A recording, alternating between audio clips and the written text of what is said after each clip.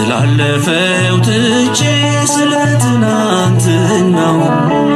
ላስብ ስለ ዛሬ በአምላክ ስለሆነው ያንንማ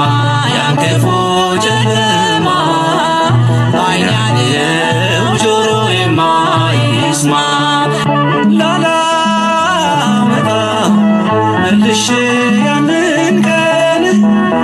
አበዛለሁ ስለምን ሐዘኔን በቃ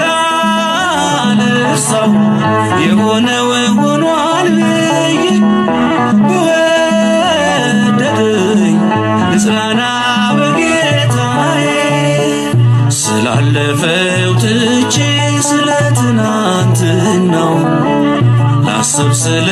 ዛሬ በአምላክ